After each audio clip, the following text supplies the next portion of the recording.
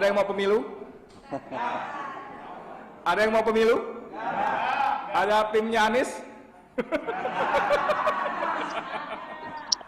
Sorry ya, saya tanyanya langsung aja, karena memang buat Joko Widodo 2024 ini to be or not to be. Nggak bisa enggak, dia harus menang. Nggak ada kamus kalah, ya. Nggak ada, sekarang nggak ada. Jadi kalau teman-teman di sini masih mau pemilu ya monggo, nggak apa-apa, silakan aja. Mau dukung Anies bagus juga, nggak apa-apa, silakan aja. Tapi saya mau ingetin aja, tidak ada kamus kalah buat Joko Widodo, ya, tidak ada kamus kalah. Kemarin agak dekat, agak dekat. Dekat ini. Jadi kemarin tirto.id itu bikin liputan bagus banget, 22 halaman dan tersebar saya kira di grup-grup WA.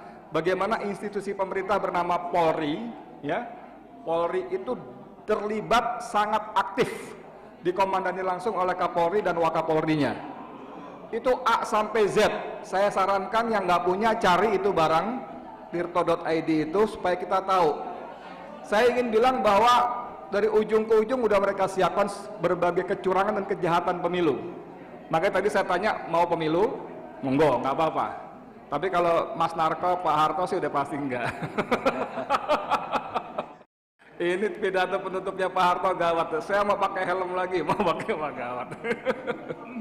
Itu yang paling penting saya mau kasih ingat aja bahwa nggak bisa enggak. Karena buat mereka tahu kalau sampai kalah mereka dipenjara. Jadi bukan cuma kata Menteri Kominfo yang baru ya, si Ari Budi Setiadi, yang keperucut ngomong, orang Jawa bilang ketelepasan ngomong, kalau kalah di penjara itu betul sekali. Bukan cuma mereka tapi Joko Widodo. Itu sebabnya dia mengerahkan. Dan mohon maaf ya para senior tentara, jenderal-jenderal, mohon maaf, di Tirto ID itu juga disebut-sebut tentara pun, TNI pun dilibatkan. Tadi pada pembukaan kalau nggak salah Mas Narko atau Pak Harto bilang geng Solo. Ya, siapa tadi itu? Itu memang geng Solo luar biasa, dilibatkan semuanya. Jadi mohon apa ya, Kang Dedi dari Bandung tadi sudah konkret ya, udah nggak ada orangnya ya. Memang nggak bisa nggak, akhirnya akan fisik.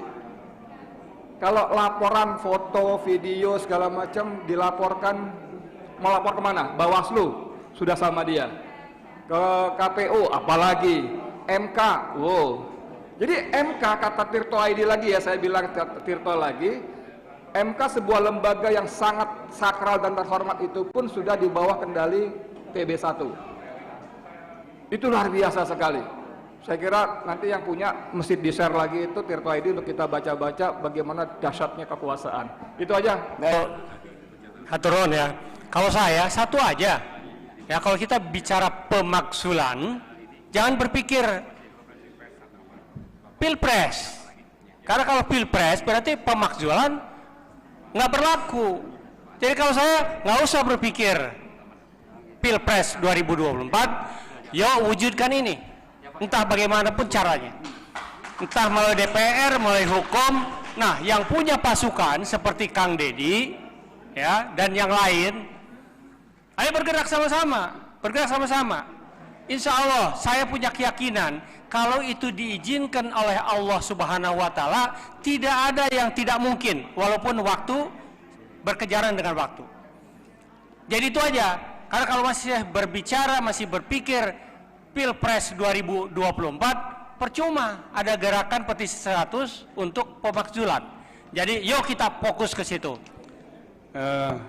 Yang pertama, seperti di Revolusi Perancis, itu diawali dengan pernyataan l'état chez moi, negara adalah aku. Tapi ketika udah ada penegasan negara adalah aku, maka itulah awal daripada runtuhnya kekuasaan. Dan rezim Jokowi ini sepertinya sekarang sudah menyatakan kalimat itu, l'état chez moi, semua adalah aku, negara adalah aku.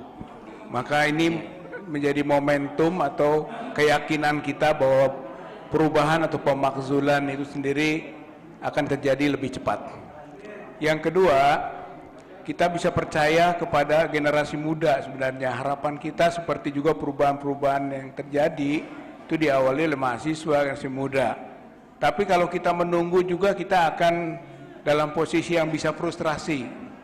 Oleh karena itu, meskipun kita ini orang-orang tua, mari kita buat model gerakan aki-aki dan nini untuk perubahan.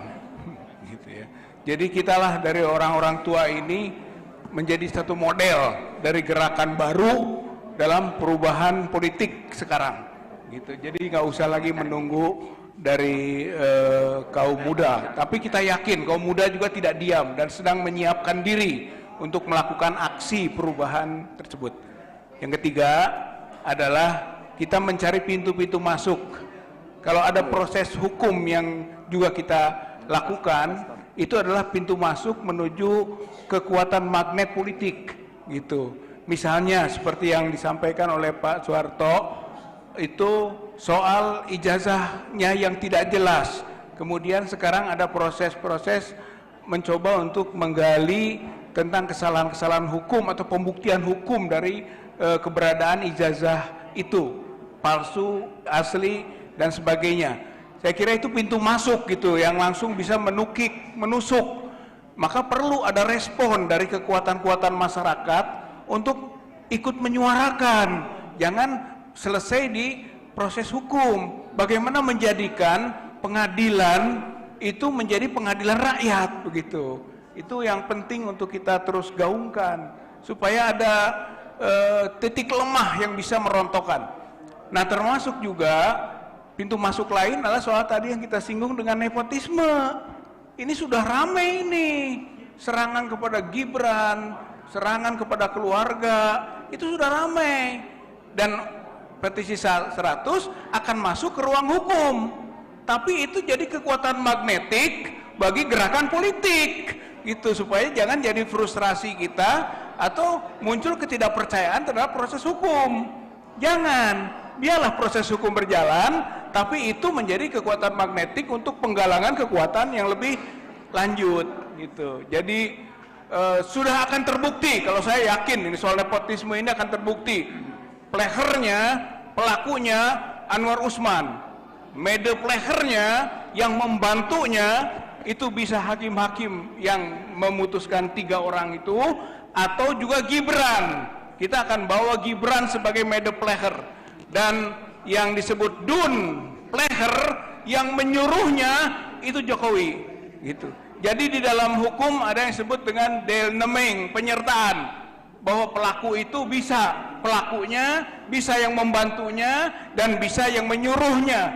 Saya kira itu masuk di ruang keluarga semua. Oleh karena itu kita akan yakin kalau nanti petisi 100 melangkah ke sana, maka itu akan terbukti secara hukum, tapi jangan berhenti di hukum, karena prosesnya kita tahu semua. Itu jadikan magnet kekuatan politik untuk semakin bergerak kita secara politik, yang mungkin karena kita ini banyak juga orang-orang tua, yang mari jadikan gerakan juga, gerakan aki-aki, gerakan ini untuk perubahan politik di Indonesia ini. Saya masih ingat betul ketika tahun 98 saya ada di DPR, Pak.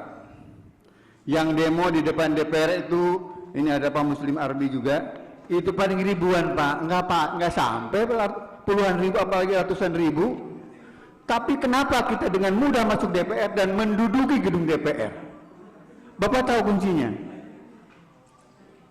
Ada yang bukakan pintu, Pak, pakai preman, dan kelihatannya terlatih. Pamdalnya disuruh pulang, polisi disuruh pulang. Sekarang, Pak, yang ingin menggulingkan Pak Harto dari Sabang sampai Merauke, kita aja ini teman-teman petisi 100 udah 3 bulan katanya ini, gaulnya masih seperti sekarang.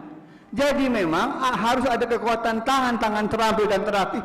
Pak Yayat, saya kira tahulah ya Pak siapa mereka, tapi saya nggak nuduh anak buah Pak Yayat, Pak. Tapi kok kondisinya seperti itu, Pak? Memang kita ini harus di belakang kita, kalau nggak bisa, Pak. Kita hanya bicara. Ke DPR aja ditemui cuma 1 orang. Tokoh yang datang, jenderal yang datang ditemui 1 orang. Apa nggak menghina? Memang ada perkembangan yang lebih baik sekarang. Megawati tidak suka sama Jokowi. Apakah itu diharapkan oleh kita hari ini? Jangan terlalu diharap. Sebab mereka sebelumnya sekufu. satu kubu. Kalau kita terlalu berharap, kita akan kecewa banyak itu. Ya, untuk itu saya mohon kepada teman-teman purnawirawan bisa melobi kepada para anggota TNI yang aktif, ya, yang masih memegang kekuasaan, terutama kolonel ke atas lah, yang punya pasukannya Pak Yayat. Pak Yayat, saya dari Resimen Mahasiswa Jawa Barat, Pak. Itu dilobi lah mereka itu, supaya mereka bunuh kita. Kita nggak ada Pak yang berani bakar mau, ada yang berani Pak? Nggak ada, kecuali tangan terampil itu. Saya nggak nuduh TNI ya Pak, nggak nuduh saya. Tapi tangan terampil itu kita nggak akan ada berani Pak, nggak akan ada yang berani. Tapi itu trigger, ketika itu terjadi seluruh Indonesia meledak. Demikian Pak. Jadi kita jangan terlalu bermimpi kalau ketika TNI tidak mendukung kita, karena akan mohon maaf bukan sia-sia, tapi mungkin barangkali agak terlalu sulit untuk masuk.